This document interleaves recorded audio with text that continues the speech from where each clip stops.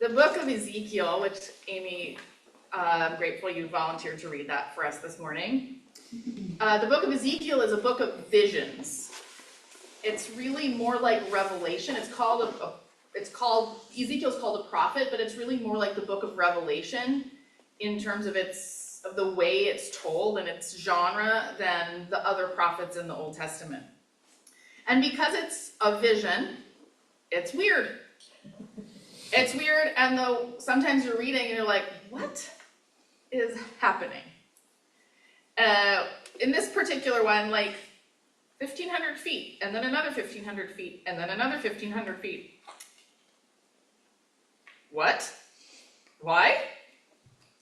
And here's what I will say about it for this morning. Don't worry about it. Don't worry about it. Ezekiel is best known for his vision of the dry bones, which come to life. I think that's probably our most famous story from Ezekiel that we know about. This like cool and creepy image of human bones being refleshed and coming back to life through the intervention of the Holy Spirit. And this story, what you need to know about this story we heard this morning, in which a divine figure, who's just called a man in this vision, leads Ezekiel around a renewed vision of the temple. So not just humans are being renewed, but the temple is restored and all of creation is being restored. That's what's happening in this vision from Ezekiel. New life for all of creation. Things that were dead are coming back to life, including the land and the water. And very, very importantly for this vision, all of that life, all of creation is emerging from the dwelling place of God. It's emerging from the temple. It's literally flowing as water out from the foundations of the temple. And what those measurements are kind of saying, I said don't worry about it, but take this from it, is that it's growing, and then it's growing, and then it's growing, and it's growing, and that gush becomes a torrent, and that torrent is too deep to cross, and it's so full of life that even the Dead Sea, which cannot support life, is now flourishing with plants and trees and every kind of living thing. And it's images that harken back intentionally to the first story of creation, when God creates the world and it's flourishing.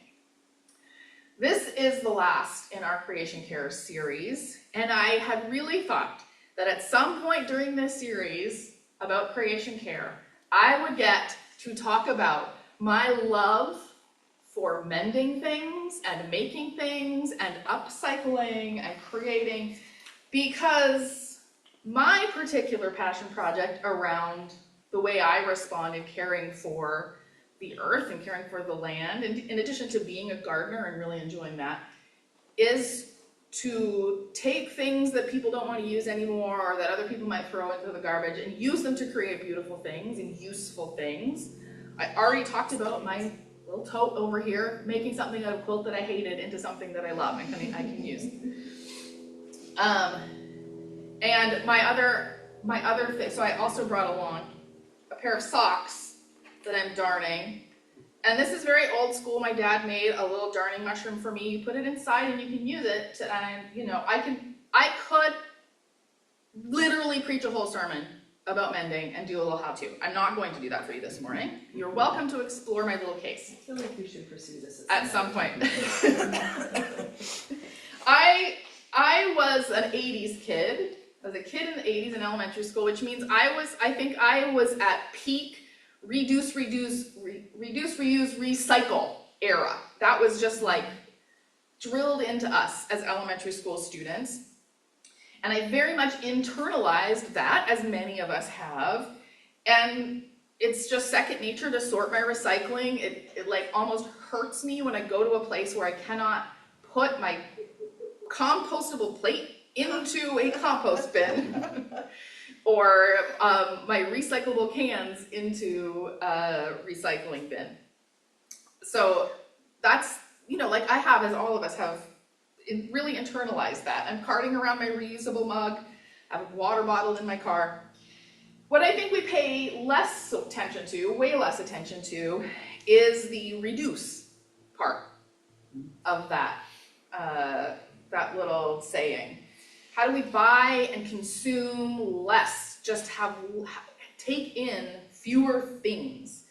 For me, the way to do that is by remaking, upcycling, making creative things, and especially, but not exclusively, around clothes.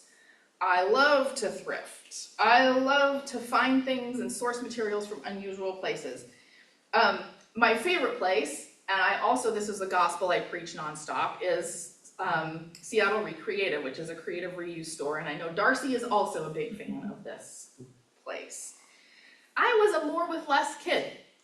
Very literally, my picture, I think I've talked about this before, my picture appears in Living More with Less, which was the living companion to the More with Less cookbook about how do we reduce our impact on our planet.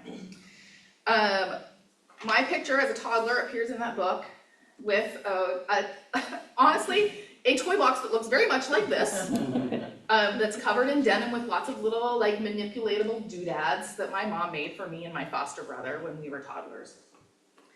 And so that mindset that I learned from my parents of limiting consumption, of growing my own food, has carried me. I think I've only realized very recently how much of an impact my parents had on me in that way.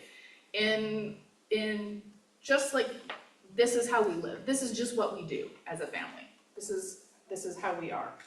And now, many years into her retirement, my mom works at an MCC thrift store in Rostron, Saskatchewan, and she carts home carloads of unusable fabric that people have, stained shirts and pants, and she makes rag rugs, and she stuffs dog beds, and she complains a little bit about it, but also continues to make ugly quilts. This is what she calls them, her ugly quilts, which are the blankets made of upcycled fabric that she sort of puts together in creative ways, and her church group does this together. And, those comforters then get sent along to people in the Ukraine or wherever that MCC sends them. And whenever I go home, and I'm sure I will do this at the end of the summer, I go with her to the thrift store, and together we cut up t-shirts that go to pound bags of 5-pound bags of rags that then mechanics or construction workers can buy and use where they need rags. It's a way for me to hang out with my mom and be out in the community, and it's great. I love it.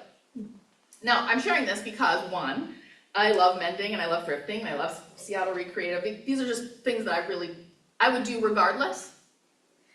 And second, because even though I know that by buying craft supplies from a second use store like Recreative instead of from Amazon, that's not doing much for Amazon's bottom line. I'm not having an impact as a one person. I'm not going to put Jeff Bezos out of business. I'm just a little trickle in that bucket. But I also know that the trickles grow. The trickles add up. They get bigger. So I am going to offer a couple of others. So I got to share my little passion. I'm going to offer a couple of other folks who inspire me and give me hope as we move toward this mighty river of life that Ezekiel is envisioning. So first, Pete. Pete is a beloved elder and a lover of trees. If Pete had a gospel that he preaches, Pete lives here in Seattle, or lives in Seattle. If he had a gospel to preach other than the good news of Jesus Christ, his gospel would be the gospel of trees. Is there a community event happening? Opportunity to plant a tree. Is there a neighborhood block party? Let's plant a tree on the block. His daughter's wedding, plant a tree to commemorate. His first grandchild is born, planting a tree. Every opportunity he has to plant a tree, he will plant a tree. From Pete, I learned about the Trees for Neighborhoods program in Seattle. Did you know you can have access to 3 free trees per year, up to 6 total trees to plant on your property? They will give you help to figure out what are the best trees for your property. They will give you training. They will help choose the right location. If physical limitations prevent you from planting that tree, they will help you plant the tree. Trees. If I had room on my property, I would take advantage of this. I do not have any more room on my property for trees. Yeah, my neighbor did. Yeah. So go preach the gospel of trees, because the tree canopy is being decimated in Seattle. We have the opportunity to plant trees for free. We have a way to make this accessible to people. So I am just one person, Pete, just one person. But there are also community organizational levels, including the city of Seattle is doing things to restore tree cover, to restore earth. And I'm sure lots of you have examples of individuals, organizations who are also inspiring you in this way of like returning the earth to how it is meant to be. My neighborhood example of that is Rainier Beach Urban Farm and Wetland. This is a project that came together. It's 8 acres of land that are located right on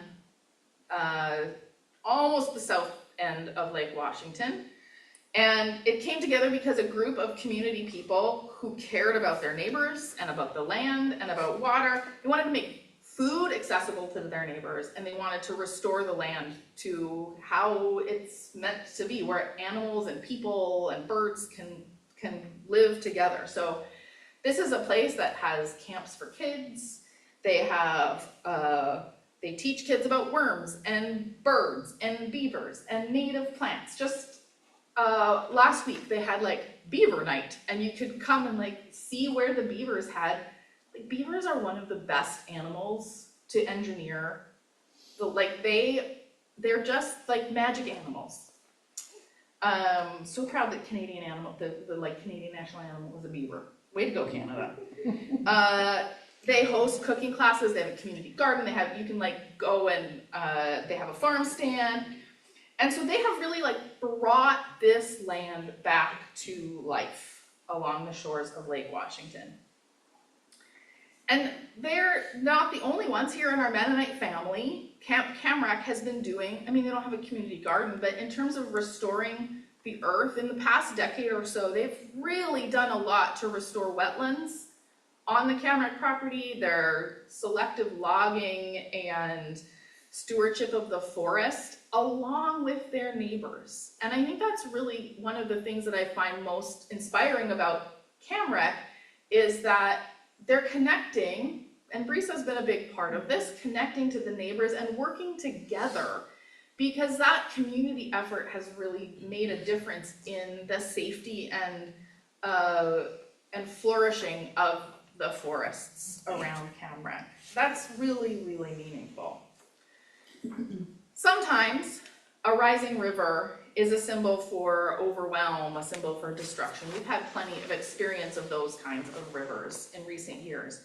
But for Ezekiel in this passage, in this vision that he has for creation, that river that is flowing out from the temple is full of the goodness of God's love and God's restorative care. And as the river rises and covers the earth, covers the land, even the barren lifelessness of the Dead Sea is transformed into an ecosystem. I'm curious, have any of you been to the Dead Sea? Have any of you visited? It is fascinating. So, I mean, it's been decades. I was there when I was like 12 or something like that. But it really is completely lifeless. Not just the water itself, which is so salty, it's almost oily feeling. And you're really buoyant when you like, you have that. I know some of you who've swum in the ocean, well, you know, you're like, you feel more buoyant. Like, it's like you're on a floaty when you're sitting in the water of the Dead Sea. It's so salty. And it also means that all the land around, which was already very dry and arid, it's desert around there.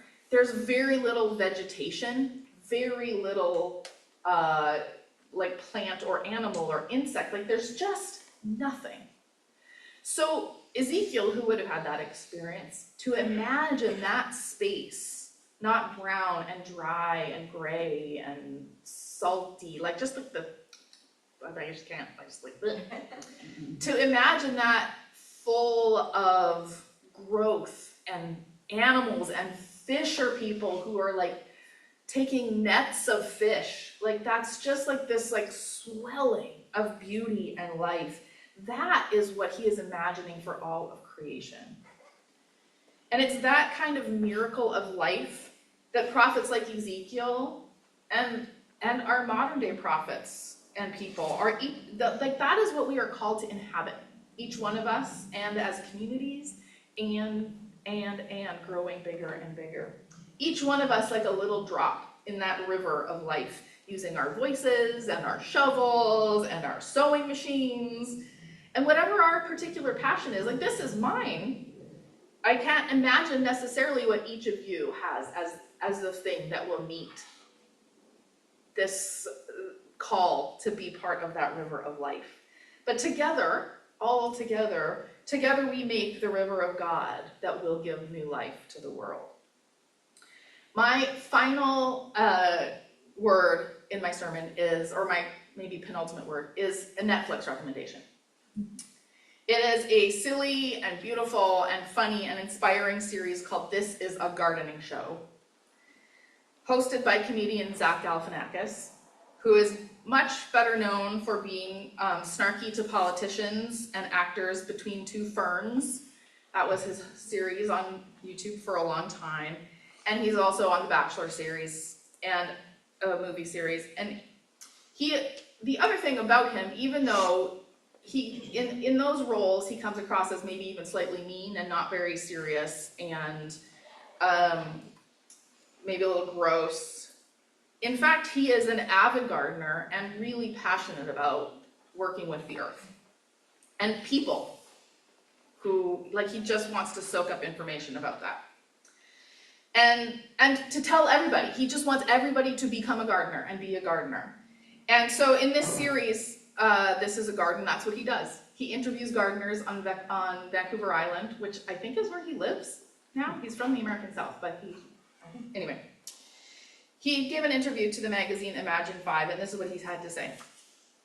Is there a possibility of thinking of the future as an Eden and not a technocratic shithole? I was like, I'm looking around. Can I say that here? I don't know. That's not my job. My job, I think, is to entertain and get a conversation going. You've just got to get a thing going. You've got to get people interested first and then come together with all these hard questions. And then he goes on. Listen, if this gets a really great conversation going about gardening, about greening spaces, man, that would be a fantasy. My ego is not big enough for that kind of thought. I'm going to go with, oh well, this will probably get canceled. It was a nice little run. But I do think there are quiet people who agree with this. And a lot more than you think. I think there might be an underground swelling that might happen. I hope. That's the end of the quote. That underground swelling, that's part why I like this quote, that's something that I believe in too. It's something that Ezekiel envisioned. It's something that we all have an opportunity to be a part of. And I pray that our discipleship of Jesus, the firstborn of creation, that our belief in God, the Creator, will empower us through the Holy Spirit to be recreators, to be part of this river of new life. And because I have to end with a poem, here is one that is probably familiar, called Trees by Joyce Kilmer. I think that I shall never see a poem as lovely as a tree whose hungry mouth is pressed against the earth's sweet flowing breast. A tree that looks at God all day and lifts her leafy arms to pray. A tree that may in summer wear a nest of robins in her hair. Upon whose bosom snow has lain, who intimately lives with rain. Poems are made by fools like me, but only God can make a tree. Amen.